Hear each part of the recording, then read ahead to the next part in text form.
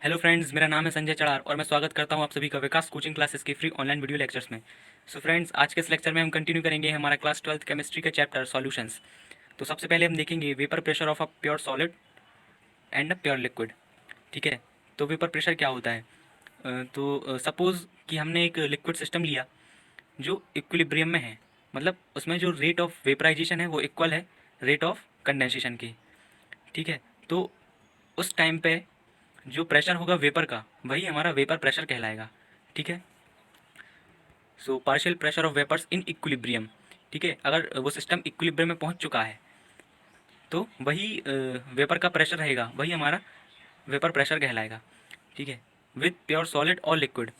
तो यहाँ पे सॉलिड की भी बात हो रही है, मतलब कई ऐसे सॉलिड्स हैं जो डायरेक्टली सब्लाइम करते हैं, तो उन सॉलिड्स की बात हो रही है। ठीक है, तो ये था हमारा वेपर प्रेशर।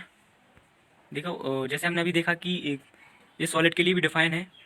तो कई ऐसे सॉलिड्स हैं जो वोलेटाइल होते हैं। ठीक है, तो उनका भी एक वेपर प्रेशर होता है। ठीक है, जो एवापोरेशन है वो सरफेस फेनोमेनन है और जो बॉइलिंग है वो बल्क फेनोमेनन है। अब हम देखते हैं जो एवापोरेशन होती है वो सरफेस से होती है। ठीक है, जो मॉलिक्यूल्स होते हैं वाटर के वो लीव मतलब छोड़ते हैं वाटर को फ्रॉम द सरफेस। ठीक है, तो एवापोरेशन क्या है, एक सरफेस फेनोमेनन है। और जो बॉइलिंग है वो बल्क फेनोमेनन है, क्योंकि हम जब बॉइलिंग करते हैं तो देखते हैं कि जो बबल्स होते हैं वो नीचे से ऊपर की ओर जाते हैं। ठीक है, तो इसका मतलब हुआ कि जो बॉइलिंग है वो बल्क फेनोमेनन है। ठीक है, जो वेपर प्रेशर है वो एक इक्विलिब्रियम प्रॉपर्टी है। क्यों है? क्योंकि जो वेपर प्रेशर तभी एग्जिस्ट करता है जब कोई सिस्टम इक्विलिब्रियम में हो। ठीक है, तो ये उन्हीं फैक्टर्स पर डिपेंड करेगा जो फैक्टर्स इक्विलिब्रियम को चेंज कर सकते हैं। ठीक है, तो जो वेपर प्रेशर है वो इन दो फैक्टर्स पर डिपेंड करता है, टेम्परेचर और नेचर ऑफ लिक्विड। ठीक है, सो यहाँ पे एक विजुअलाइजेशन है। हमारे पास ये एक सिस्टम है। ठीक है, इसमें कंटेनर रखा है एक, जिसमें लिक्विड है। ठीक है, अब क्या हो रहा है, इनिशियली जो वेपराइजेशन है वो बहुत कम हो रहा है। ठीक है, बट जैसे जैसे टाइम स्पेंड हुआ, क्या हुआ, वेपराइजेशन की रेट बढ़ गई और इतनी ज़्यादा क्राउडिंग हुई यहाँ पे वेपर्स की कि वो कंडेंस होना स्टार्ट हो गए। बट कंडेंसेशन रेट बहुत ज़्यादा स्लो थी। अब क्या हुआ, जैसे जैसे और टाइम स्पेंड हुआ तो एक पॉइंट ऐसा आया जहाँ पे वेपर की इतनी ज़्यादा क्राउडिंग बढ़ गई ऊपर कि जो रेट ऑफ कंडेंसेशन थी वो इक्वल हो गई रेट ऑफ वेपराइजेशन की। तो हमने क्या बोला कि ये सिस्टम अब इक्विलिब्रियम में पहुंच चुका है। तो जो प्रेशर रहेगा आप इस सिस्टम का, इस वेपर्स इन वेपर्स का, वही कहलाएगा हमारा वेपर प्रेशर। ठीक है, तो आई होप आपको समझ में आ गया होगा। तो चलिए फ्रेंड्स, अब हम देखते हैं what are deliquescent and hygroscopic substances. So friends, nature में कई ऐसे सब्सटेंसेस होते हैं जो एटमॉस्फेयर में प्रेजेंट मॉइस्चर को अपने अंदर एब्जॉर्ब कर लेते हैं। ठीक है, तो इस प्रॉपर्टी की बेसिस पर और वह कितना ज़्यादा मॉइस्चर अपने अंदर एब्जॉर्ब करते हैं उसके बेसिस पर हमने सब्सटेंसेस को टू कैटेगरीज में क्लासीफाई कर दिया। First one is the deliquescent and second one is the hygroscopic. ठीक है, सो डेलिक्वेसेंट सब्सटेंसेस क्या होते हैं? तो ये सब्सटेंसेस एटमॉस्फेयर में प्रेजेंट मॉइस्चर को तब तक एब्जॉर्ब करते हैं जब तक ये उसमें डिजोल्व नहीं हो जाते। ठीक है, for example sodium hydroxide, solid sodium hydroxide. ठीक है, तो before it is like this and after absorption of moisture it becomes like this. So we can see that NaOH is uh, completely dissolved in it. Okay, so this is our deliquescent substance. अब हम देखते हैं hygroscopic substance. तो ये ऐसे substances हैं जो अपने अंदर मॉइस्चर को एक लिमिट तक ही एब्जॉर्ब होने देते हैं। ठीक है, फॉर एग्जांपल NaCl, शुगर, ये तो हमने खुद ने ही देखा होगा। ठीक है, तो this is NaCl, we can see. तो चलिए फ्रेंड्स, अब हम देखेंगे vapour pressure of a solution. ठीक है, अभी तक जो हमने वेपर प्रेशर देखा था वो देखा था फॉर अ प्योर लिक्विड और सॉलिड के लिए। अब हम देखेंगे वेपर प्रेशर किसी सॉल्यूशन के लिए and particularly for a liquid liquid solution. ठीक है, तो सपोज़ हमारे पास एक सॉल्यूशन है दो लिक्विड्स का, और दोनों लिक्विड्स कैसे वोलेटाइल हैं, और जो हमने माना है कि जो सॉल्यूशन है हमारा वो इक्विलिब्रियम में है, क्योंकि जो वेपर प्रेशर टर्म है वो इक्विलिब्रियम के लिए डिफाइन है। ठीक है, तो ये हमारा सॉल्यूशन है A+B। ठीक है, एक कंपोनेंट ए है और दूसरा कंपोनेंट बी है।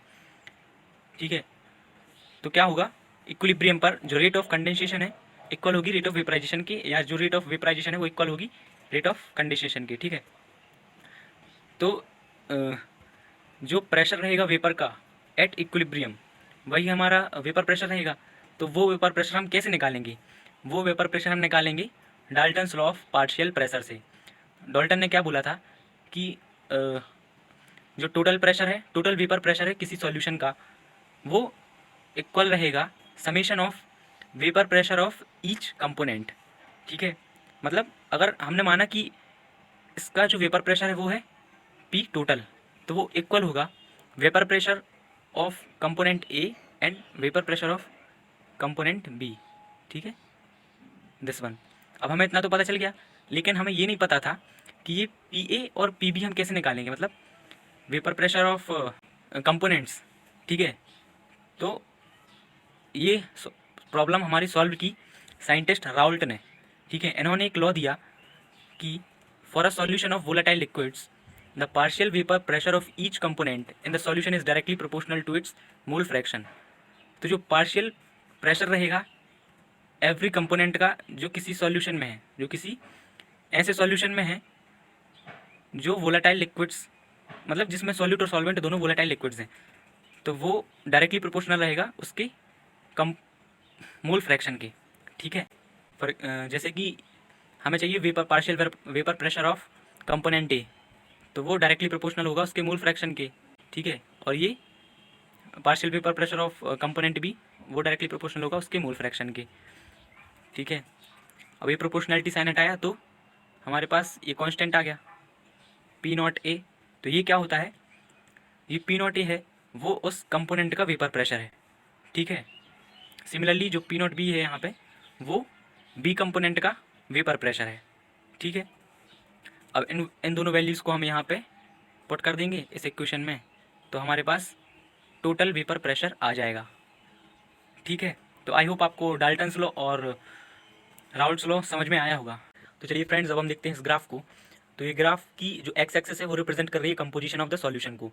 ठीक है, और जो वाई एक्सेस है वो रिप्रेजेंट कर रही है वेपर प्रेशर को।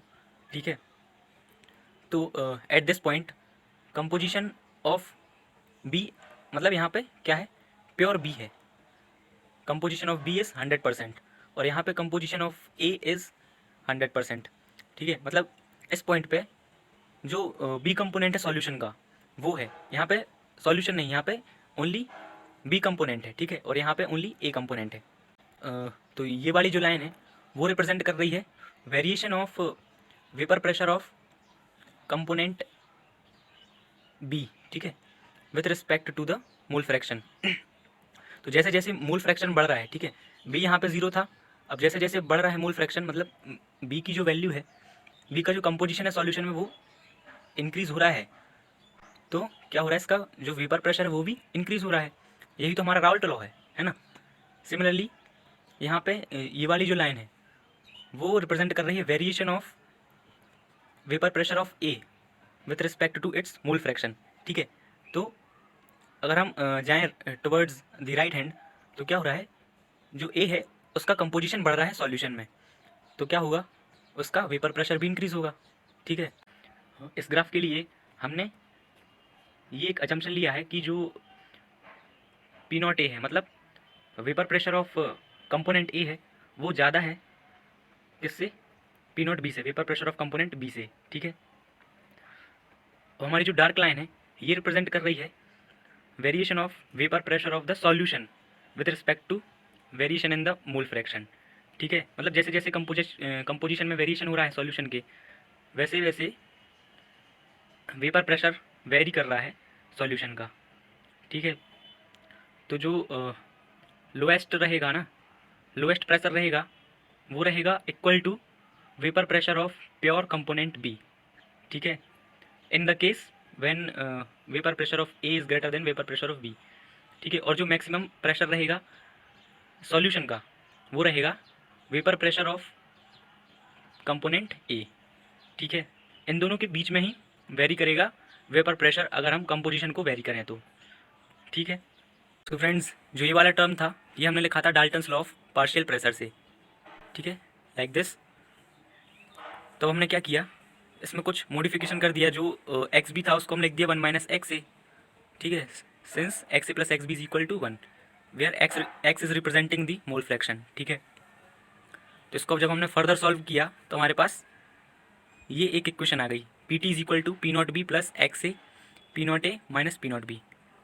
ठीक है, तो ये इक्वेशन वैलिड है when vapour pressure of component A is greater than vapour pressure of component B.